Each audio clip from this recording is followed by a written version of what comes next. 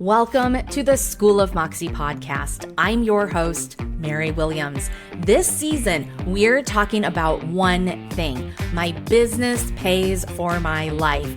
We're not talking about side hustles or someday dreams. We're talking about businesses that actually pay for your life. So your rent and your mortgage, your health insurance premium, the whole kit and caboodle.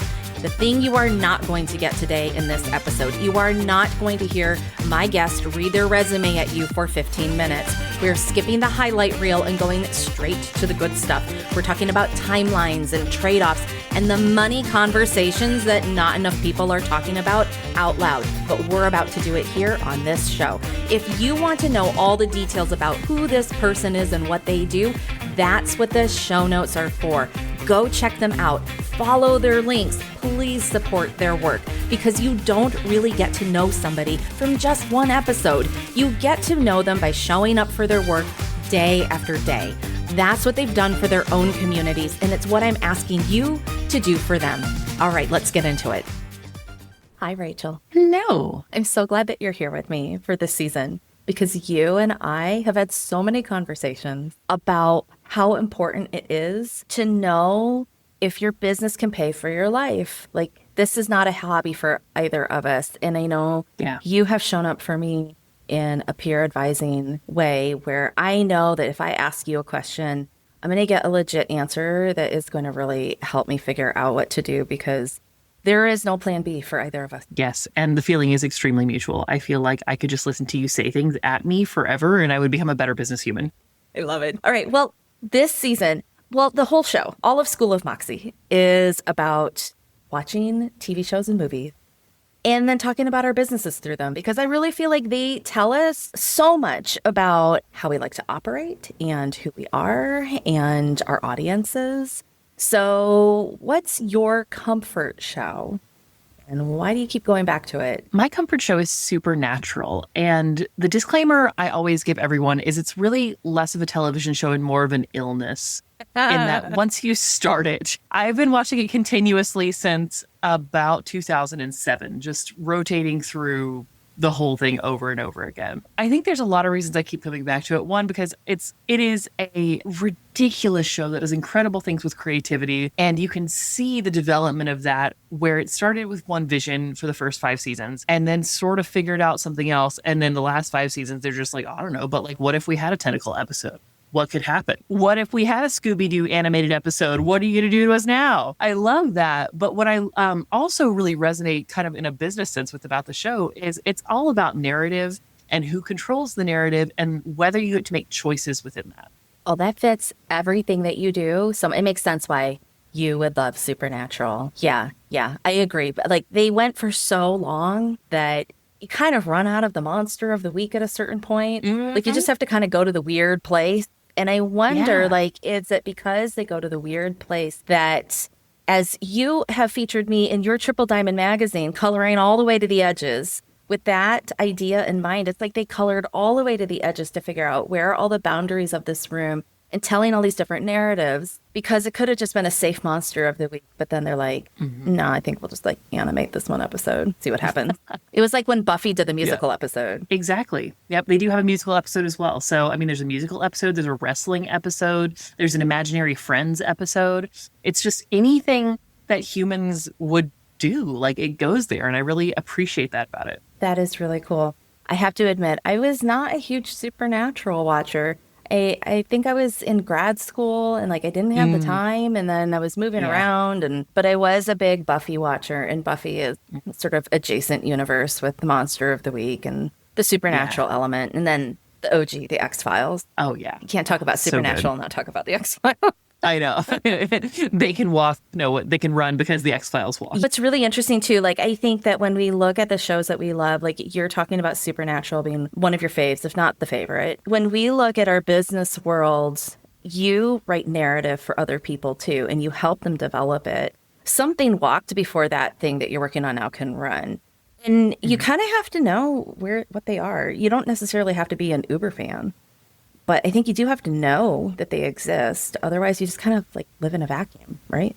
Yeah. Well, I think it makes me think about what Austin Kleon talks about with like your creative family tree, your creative legacy. It's like no ideas are truly new. We mash together other ideas, and that's how creativity happens. And so having some understanding of how has somebody talked about this before, can make such a difference. Something I've talked a lot about is we are essentially in a 60,000 year conversation with ourselves as a species. So we're coming in, after quite some time. And I think it's useful to know what's been said before. Oh, that's good. Right? Isn't it cool? Oh, that's wild. That makes you think differently about a lot of things. Right? But also, like, how many loop-de-loops do we do in the course of, say, a business cycle? Like, you and I track patterns. We've been watching narratives repeat themselves 10 years later, just dressed up in slightly different clothing. And like the same thing happens too. And I think when we notice that we have a show that we just really love and we go back to, makes us feel good. You're having a bad day, you turn on Supernatural. You're going through a rough patch, or it's a little bit of quiet period, and you just sort of need to calm the chatter in your brain, and you turn on your favorite things. And, to go dive into something that is brand new requires extra neuron power. And I don't know that we always have all those extra spoons. I mean, I know I certainly don't. And I think that's what really goes back to your point about familiarity, or at least familiarity with your own conversation. I think that's a way that we can bring people in, is by saying like, hey, we're not starting something completely new. We're just continuing something you've already been thinking about. Do you think that there is is there any like episode or character or maybe story arc out of Supernatural where you're like, you don't even have to know this show. Maybe somebody should go watch the episode, go hunt it down, or maybe they don't even need to do that. They just need to know it exists, and it will help see them through a really tough time, because the economy is really weird right now when we're recording this. And you and I've lived through weird before, but we've also been saying like, this is extremely pressure filled and crunchy at the moment. But it's happened before. But for a lot of people where this is the first time they're going through it because they started their businesses during COVID, we have a lot of clients like that. Like, what is something that they can take away from Supernatural where it's a fun lesson? The stakes are so low. It's just a TV show. And like, you can go and enjoy it, and then you can get either some comfort or some wisdom, or maybe just a little extra boost. So you're like, I can survive another day. Like, I can do it. Yeah. Oh gosh. A couple come to mind, but the one I'm going to pull out, it's actually quite late in the show. It's in the last season, and spoilers for anyone who has not watched it in whatever it's been out. But the whole meta story arc is that they're in a big fight with God, and God wants them to live their lives in this one specific way and have this one specific ending to his story. And they're like, no, we do free will. We're going to do something else. So eventually he gets so annoyed by this that he takes away their plot armor, and they become just normal people. So there's an episode where they go through so much physical comedy of like every step they walk up, they trip over it. They walk into a room and they knock a bucket over. They're both looking at each other like, are you dying? Like, what happened to you? So as they're going through that, I mean, one has a cold, car dies all the time. It's normal stuff. The sort of plot of that episode is there's a monster fight club, and they get captured, and they want to make them fight in the monster fight club. But of course they're normal. And so now they can't do that. So everything they thought they were good at, now they completely suck at. They can't pick a lock. They can't fight a monster. They're physically weak. And in the midst of that, they still make the decision to be like, I'm going to try it, I love that. I love that so much, because it's like what you have to do every fucking day. You're like, I guess I'm going to try it. Like, yeah. One of the lines they say as they're trying to pick a lock, they're like, have we always just sucked at this and didn't know it because God was helping us? And I think that's the question we're asking ourselves. Like, have I always just sucked at this and somehow lucked my way through? Which the answer is, of course, no. But like, I think that's where we're all at right now. Oh, I've had that internal debate so hard recently. Where I'm like, do I really know what I'm doing? I don't know.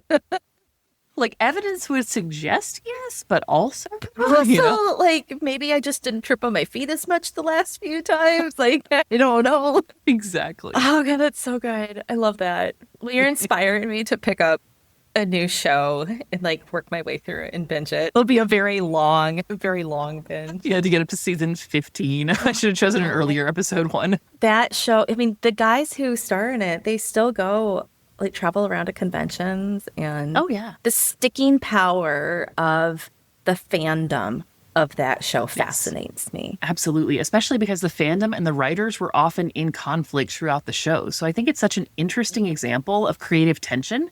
because the writers would do something and the fandom would hate it. And they would say, nope, we have decided that this is how the story goes. Even though we're seeing you have your canon over here, we don't care. So like one of the main characters is Castiel.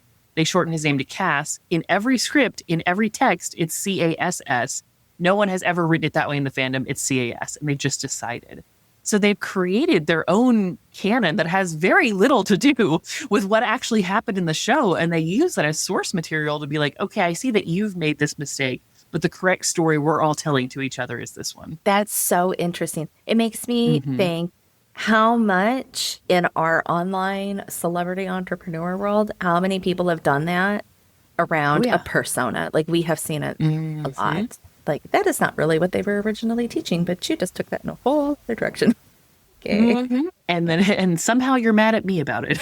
Yeah. Or you see the entrepreneur who has become internet famous go and adjust themselves to match their audience. I don't know. I don't know if that's always the best thing. Sometimes it's good, sometimes it's bad. Well, I think it depends on how clear they were in themselves to begin with. Because I think we've seen people who didn't really have a strong sense of who they were or what their brand was. And then something resonated with this group of people. And so they decided, oh, well, I guess I'm that. I guess I'm going to be that. As opposed to, I already know who I am. Oh, you want this aspect of me. Cool, I can play that up. I think that's a really different approach. Right. Oh, my God. This is so fascinating. I mean, we could probably do a whole season on Supernatural, and you could coach me all the way through all 15 seasons. Don't tempt me with good time, Mary Williams. Never say never, Rachel Allen. Exactly. School of Moxie mashup with. I've been telling everybody, I'm like, the season 3 will be the final season.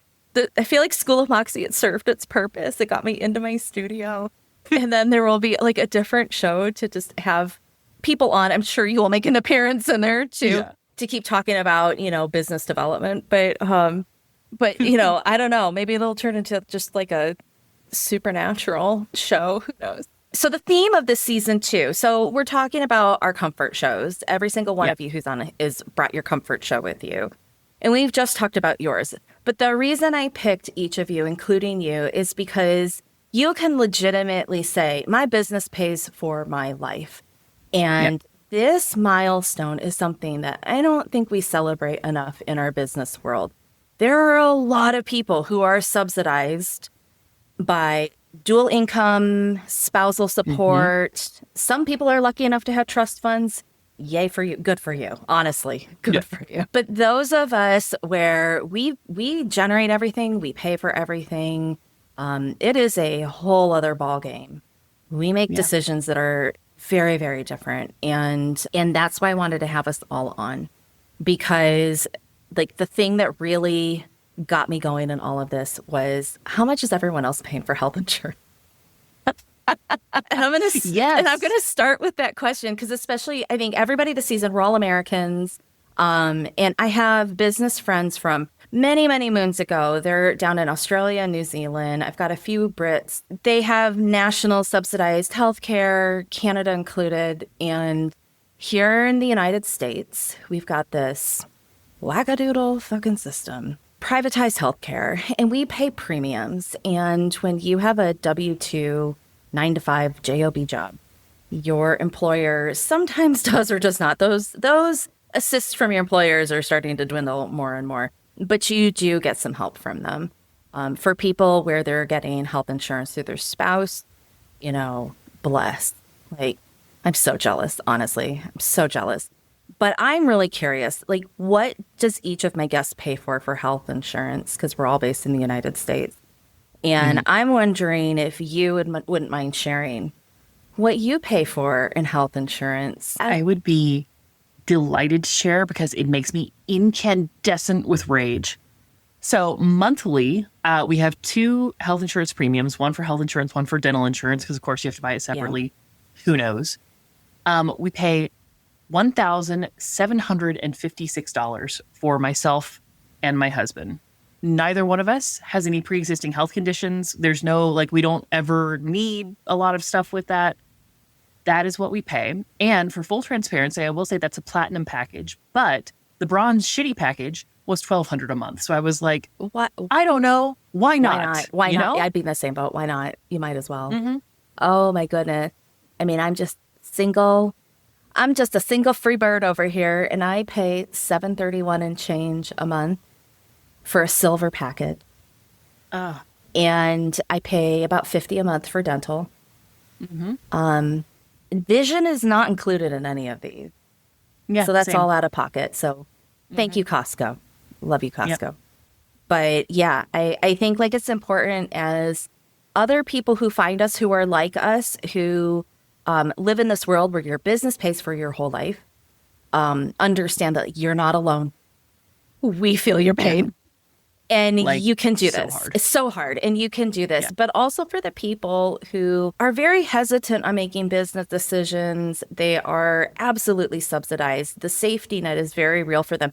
The feeling of not having a safety net is also very real. And I really recognize that. But to hear these kinds of numbers from us on the other side of the fence, I think can put into perspective, like, maybe I can be a little bolder. Like, you have the flexibility and the frankly, like the backed audacity to go do something a little bit more bold.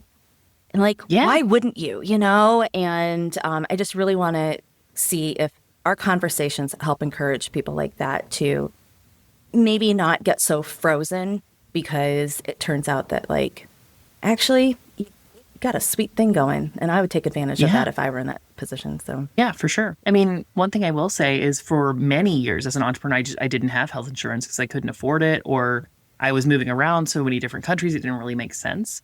And, you know, again, there's so much luck, and I've got a lot of physical privilege in that I don't have a lot of health needs, but paying for stuff out of pocket, it was unpleasant, but generally affordable, you know? yes, it can be done. I do notice that as I age and my body ages, Yes. and we are recording in the month when I am still 46, be 47 when this podcast drops. And I do notice that there are some things that need a little more attention now. And that does start to get a little scary. It's like, I need to go take care of certain health issues. Thank you so much for sharing your health insurance premium. Yeah. Thank you for asking. I suddenly am like, maybe I won't complain so hard about it. I'm really curious though, like at what point did you realize that your business was paying for your life? Like, did you know it when it was happening, or was it like you turned around one day, or maybe I asked you and you're like, oh, look at that. I'm doing it. I had to think back because I didn't market at the time, but it would have been probably 3.5, 4 years in. At the time I was living with my ex, and he was able to subsidize like our rent on, you know, months when I couldn't make that or something like that. But I ended up landing my first client outside of a content mill for a 5-figure contract.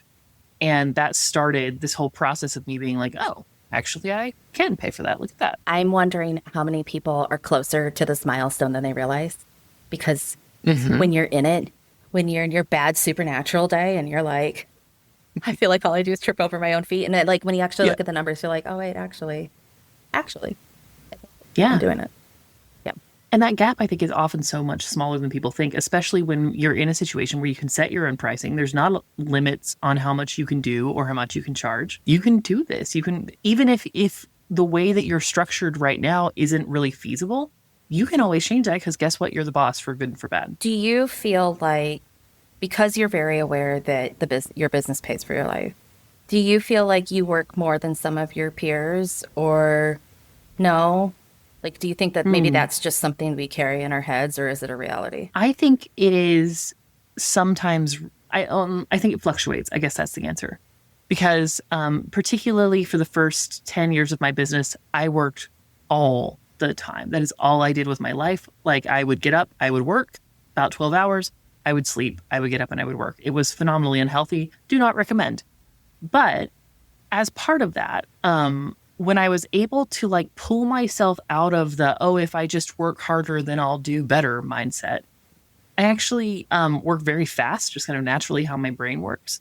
And so I think I probably work fewer hours than people would think, but they are very intense and very focused hours. Like, I do nothing else but work when I am working. It is very like head down, get it out, get it done. Yeah. I think back to my corporate days and being in an office and how distracting those offices were. I mean, I think I knew from a very early point that Mary does not do well when people are constantly pattern interrupting everything that I'm doing.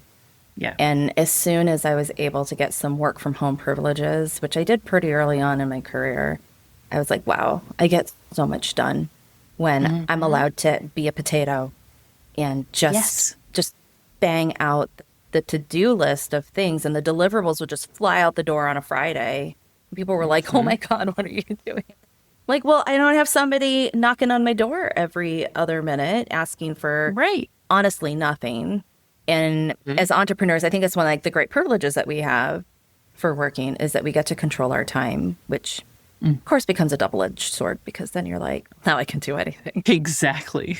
Do you ever find yourself like super distracted by something, or like how do you do time off? Like, what do you do? I'm terrible at time off. I'm great at time on. I don't normally get distracted, but time off I find very uncomfortable.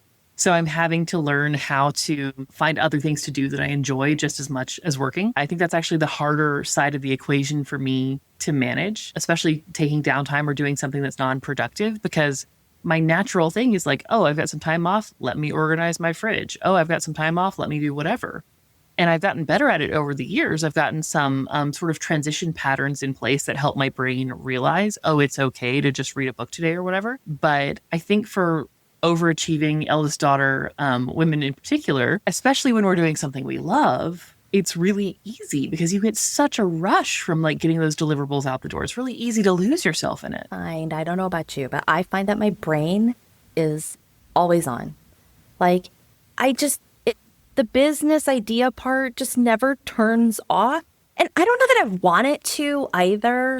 I like it on. And it's where all my genius comes from, is like, I see the patterns out in the world, and then I'm like taking notes on my phone, and I've like suddenly turned into the meme online where they're like, this is what it looks like to be a business owner. And the guy's just like on his phone in like every location. And I'm like, yes, the thumbs are going.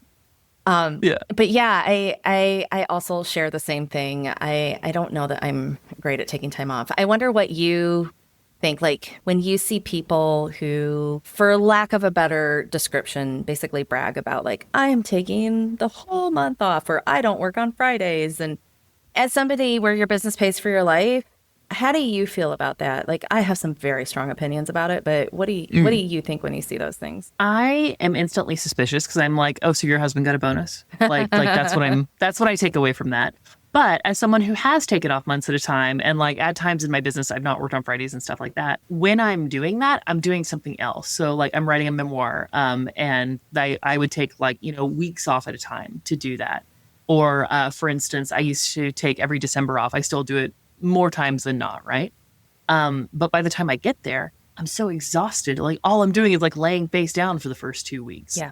So I am instantly suspicious. And then I'm like, okay, but like, what are you actually doing with that? How is that possible? Is it even worth it to you to do all the work that allows you to take all that time off? Because of the reality, I don't know anybody in any business or job function in a corporate setting where in order to go on vacation, there is a ramp up to get out the door to go on vacation. And there is a very real reality of coming back to a backlog of sort. Right. A giant pile of problems. Yeah. And then you're doing double work on the back end too. Yep. I just don't know how a lot of people do it. I know that I am searching for the answer, and I'm wondering if I'll find some answers in the course of interviewing all of you this season. But I think those of us where it's not a hustle and a grind, like wrong word for it. Yeah. But when the business pays for your life and you are entirely responsible for that, you work in a way where you feel the weight of it. Yeah. And like one of the things I'm wondering is, do you feel like you have had to give anything up in order to build a business that fully supports your life? Do you feel like there are things that you don't get to have? I almost never take a national holiday off because I forget they exist. And the only way that I ever learned that they were happening is because people aren't responding to my emails. And then I'm like, why is everyone so quiet today? Oh. Like today, we're recording on Juneteenth. Oh. And today is a national holiday. I was going to run to the post office to do some really important errands. And then I went to the post office, and of course the whole thing is closed because it's Juneteenth. And I was like, wow, the traffic is so good today. Yeah. Like a perfect example. I love that we are living this. It had not occurred to me. So like, I don't ever do that. I mean, I think I think something else we give up is a kind of stability. I think we trade it for a different kind of stability in that I know that whatever comes down to it, it's on me. And that's good and also very heavy. But the trade-off is that stability of I can't really have a lot of bad weeks in a row the way that I might be able to do if I was able to like kind of phone it in a little bit in a salaried job. Yeah. I have to show up ready to perform every day. I think like the trade-offs are freedom and flexibility. Cliche and cheesy as that sounds, but it is true. It is true. Yeah. I can tell you that for me, it's being able to be flexible enough to help with elder care for my folks and not have to ask for permission to be out of the office on a day or to worry about, I have to save my PTO because I might need it for, being out for caregiving. Like I couldn't imagine. No, now I just take my phone and I type on my thumbs. Yeah, exactly. Okay, I had this question on our list of things because I wanted to make sure that everybody who's on this season more or less stays within the same boxes of discussion so that we can compare them as we listen to them over the season, right? Oh, it's going to be an analysis. I love it. Because if you know me, I'll wander through a discussion to the end of time. But if everybody's discussion is so incredibly different, it gets really hard to see the patterns and the similarities and the differences. Yeah. And one of the big questions that's anchoring the season is knowing and figuring out the last time that you genuinely felt the weight of knowing that everything was on you. Is there a moment of that for you? Or it could be a time period. For me, it's sort of more like a time period. I look back in hindsight and I'm it was, in quotes, a moment, but it was really a period of time. But, have you gone through that where you realize the full weight of it? This is all on me. I feel like I've had a bunch of them. I'm actually, I think, in one right now. My husband's currently unemployed. And while I'm fortunate enough to be able to support both of us, it's heavy, And I'm in a place where I'm coming off of 5 pretty stressful years. I've got a lot of other things just happening in my life that are pretty heavy lifts. I remember thinking back at the end of last year, I would love one of those Victorian seaside cures, where they're you're too stressed. Go to the beach for 6 weeks and look at the waves. And I was do they still do that? Are they home? I was man, I feel physically, emotionally, I've been in a car crash. And I feel I want somebody to come along and take care of me. Yeah. And then I was so mad about it for a couple of weeks. It's no one's taking care. Oh my God, blah, blah, blah.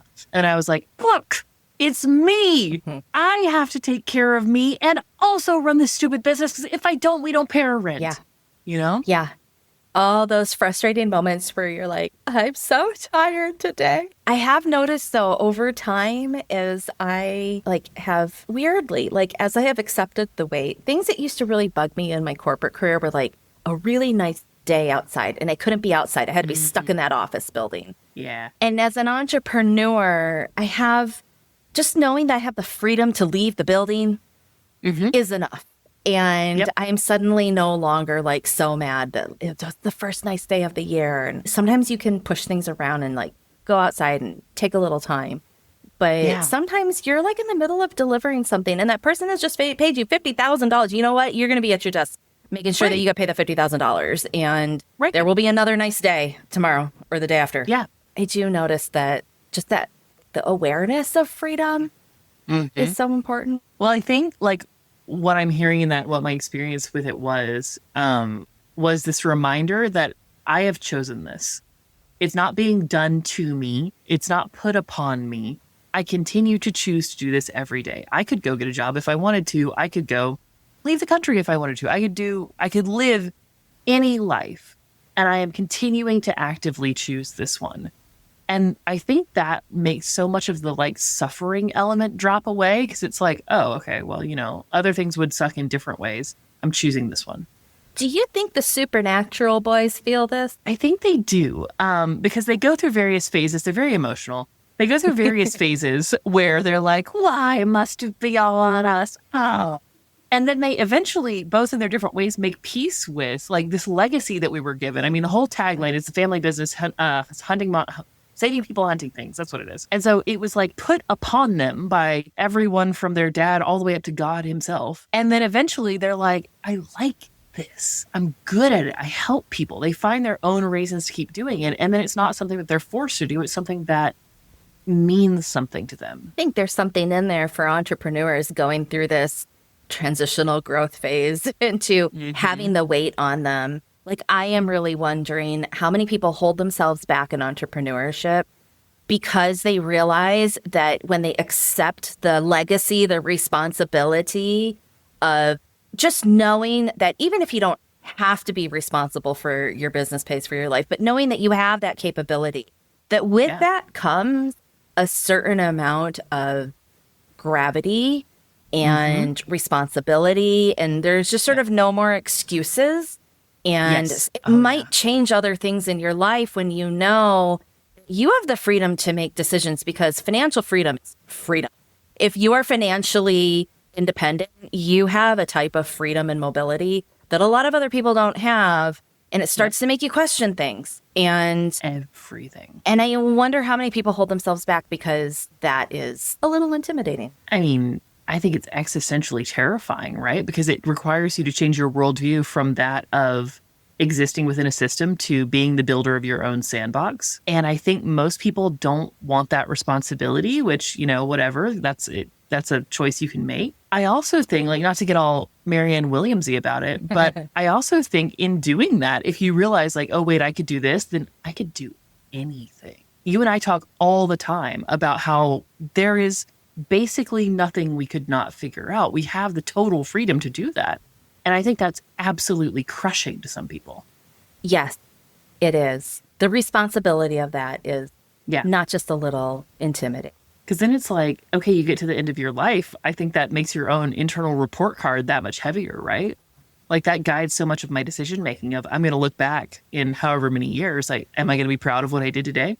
I don't know. I do. I have like a similar thing too. On really hard days, I'm like, I remember myself at the end of my life, I'm not going to be like, oh man, I really wish I'd gone for the safe route. I'm going to be like, man, I really went for it. And that day was really shitty, but I went for it. Exactly. Do you think anything is easier now that your business pays for your life? I mean, for sure.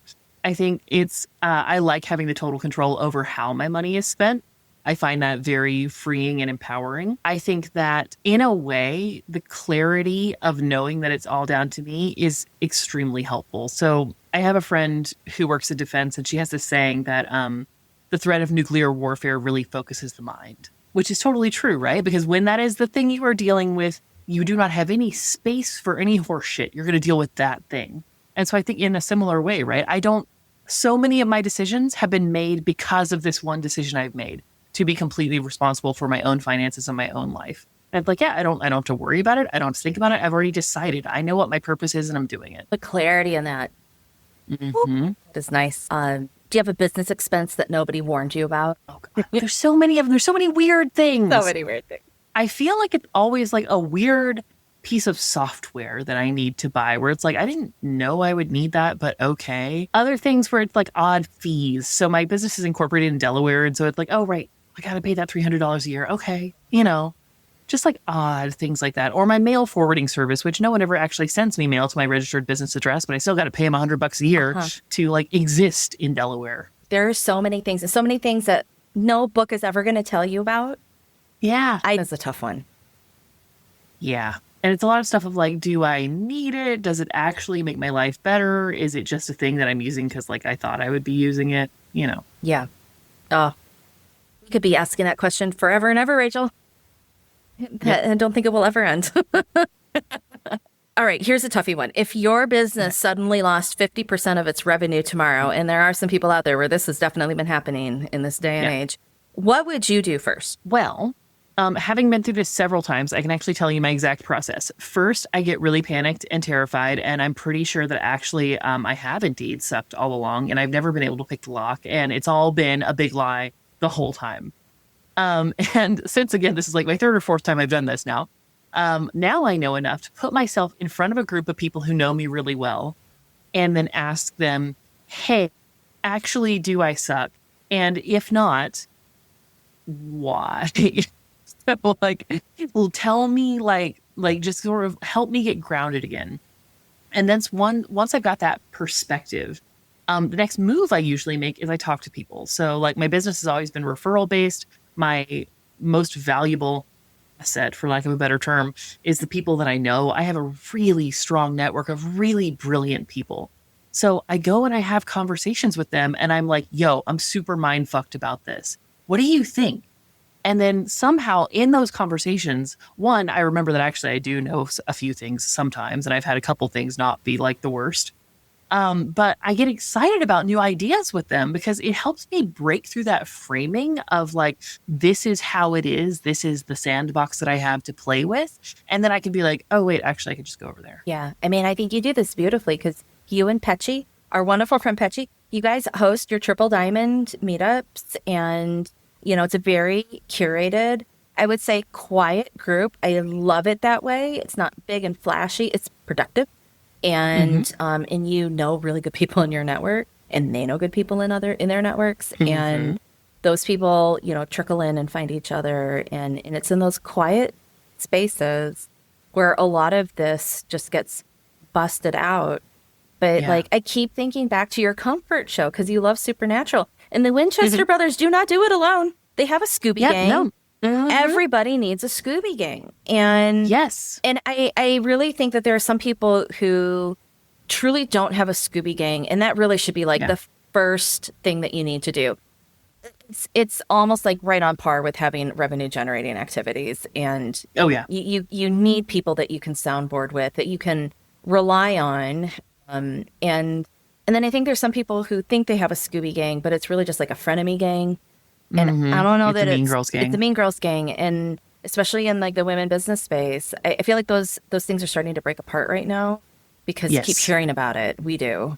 But we have watched that build and grow over the last 10 years. And and there's just some people where, their business really doesn't pay for their life, and they will make judgment calls on things that just frankly aren't good or healthy for you. Yeah, no, that's exactly true. They do have, they've got their group of people, even in the episode that I pulled out for our example, they don't actually get themselves out of that. One of their friends comes along and is like, oh, I can help you. And they save them. So sometimes, even if you're amazing at stuff, you need somebody to come along and be what I call the business grown up. I know I ask you that, I ask Petchy that, I ask Tanya Kuba that all the time. I'm like, I just need you to be the business grown-up today and tell me yes or no on this. Just cut the crust off my sandwich today. Yes, exactly. And just give me a juice box.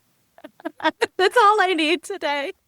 Exactly. I just need you to help me make this one decision because even though I know the answer, I am so absolutely tapped. I can't do it without somebody else. Well, sometimes there's no best answer. You just need to do something in one way or another. Pick a lane. Just do it. Right. And having people you trust who are definitely in your corner with you, who understand what you're doing, I think that they can help you get over the fear of like, okay, I'm going to do that. Because you can be like, well, what if the other one's better? And sometimes it's like, it sticks of one, half a dozen of another. Like all roads lead to the same place. Pick one. Yeah, absolutely. And just having someone, like you say, to like give you the perspective to help you break out of the loop.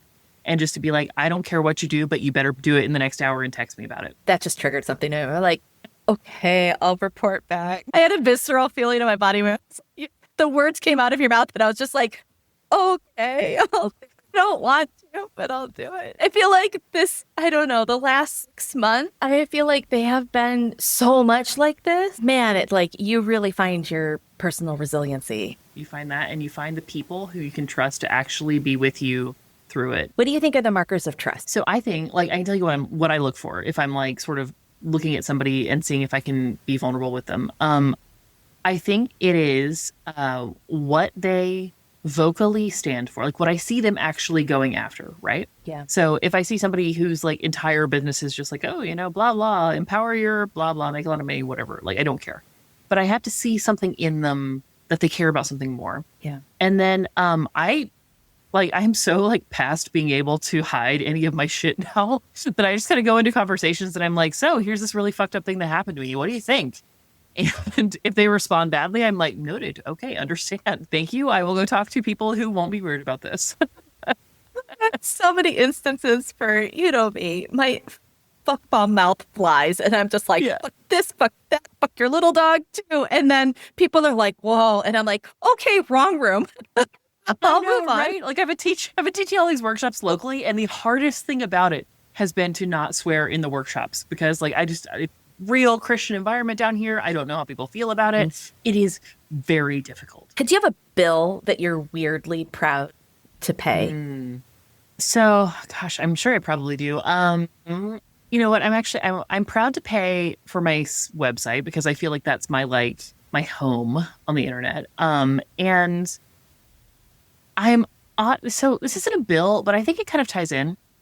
I do like cleaning. I clean my house every week. I feel oddly proud every time I scrub my toilet because to me, there's something about that of like, this is mine. I am caring for it. And if I can care for the littlest, like lowest, most gross, below me, air quotes, job, like I am not too good for this. And I can do all of this other stuff. I can do all this impressive shit and I can be in these rooms and I can own this.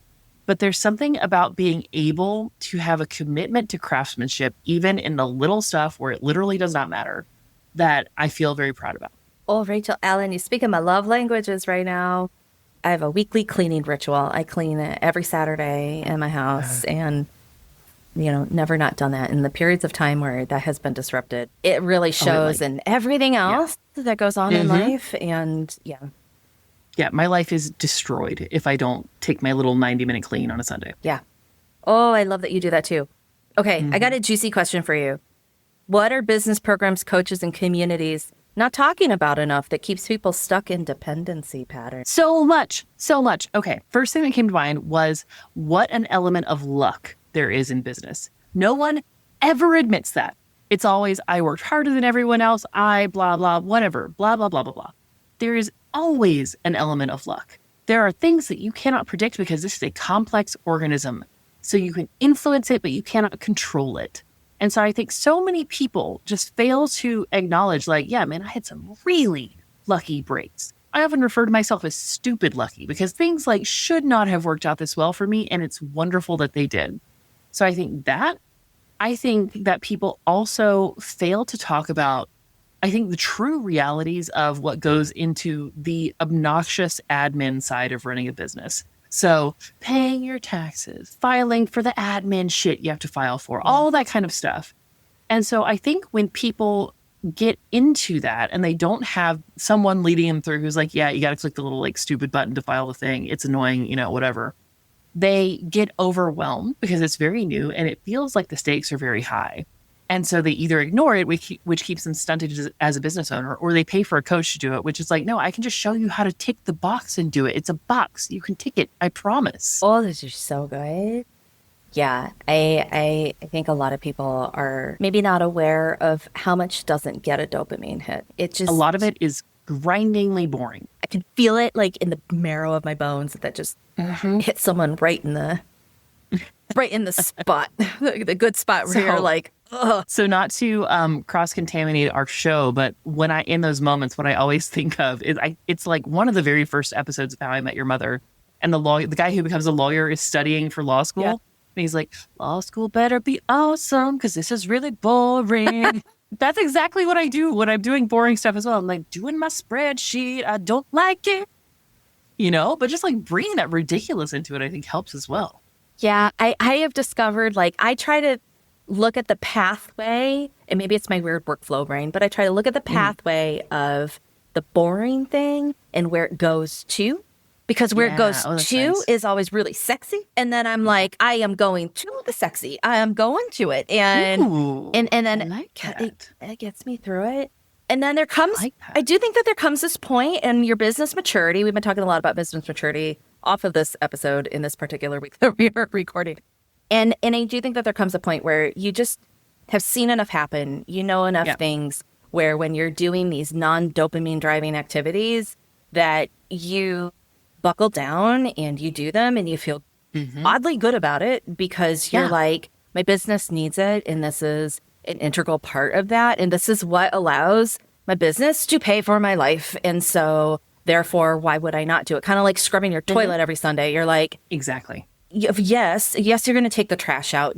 duh. Yeah. You know, nobody's like, this is my most favorite activity, I'm going to take out the trash. But you're like, I'm going to take it out because the consequences of not doing it are frankly really gross. So I'm going to do it. And nobody wants to sit on a dirty toilet. Like, it's gross. Yeah, right? Like, no. So I'll drop a little wisdom from another friend of ours, Jenny Elliott, who she has this saying that you should have other sources of dopamine in your life other than having to constantly rescue your own business. Right. What? Oh my God. Right. Oh God, that's so good. Oh, right. And I think people don't talk about that because, man, there is nothing more exciting than my business needs me. This is important. I have to go and I have to do it. And it's easy to get yourself in these like awful self-sabotagey bullshit situations because you are so stuck chasing that hit, you don't know how to do otherwise. This is why I'm always asking privately in my client groups, like, are you being interesting today? Yeah. Do you have a life? Are you reading some fiction? You watching some TV shows? Do you have a comfort show? I can't tell you how many people cannot answer the question, what's your comfort show? Yeah. But I know. Those of us weirdos are like, how could you not? Yeah, exactly. But there are some people who don't. And wild. Yeah. And so I'm always paying attention to these little cues. You know, I'm not like out there coaching people and telling them my opinion when we're in networking groups or meetings or whatever. But when I hear people who essentially admit that they sort of check out of the collective, tells me a lot about where they're at. And I think what happens is you get to these really difficult moments in business where you want to have your business pay for your life. You want to reach that milestone. And you end up having such a harder road because now it's harder to connect with that peer group who's going to help you on that hard day where you're like, I just need someone to cut off the crust on my sandwich and hand me a juice box. And Rachel's just going to tell me, Mary, it's the same thing. Just go this way. Just do it. You're faster at it. Do that one. And like get out of your own way. And then you don't end up with that support system. And you just sort of end up stockpiling layer by layer these difficulties when it doesn't have to be that way. And then it turns out that your business doesn't pay for your life and it's also harder. Yeah. And you're wondering, why does it look like Rachel Allen just sails through to the sunset? And it's like, because she's been doing this for fucking forever and it's amazing. And I have a really good group of friends that is so gracious in carrying me. Yeah, same. You are definitely included in that. So yeah, same.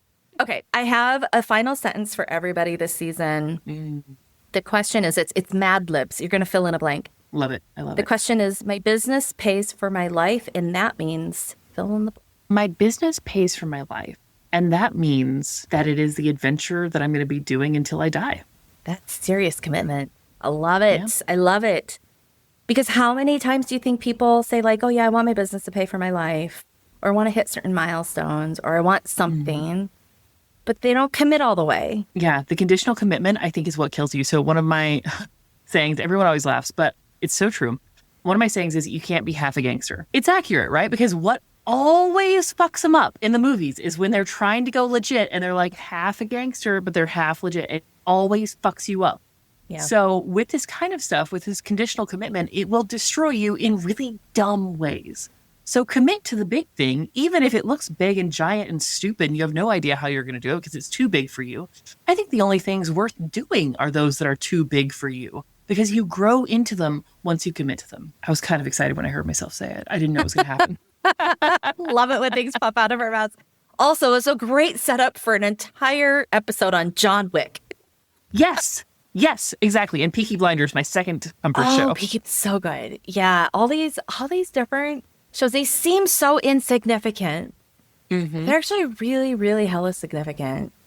Yeah. And hopefully somebody's listening to this and the things that come out of your mouth, you can't be half a gangster to be on like hats and t-shirts and mugs and stickers. Like everything, post everything, because it's so true. And, if somebody else has listened to this episode and you resonated, maybe they'll pick up Supernatural and start to realize like, oh, maybe there's something in here for me too. And it can be fun.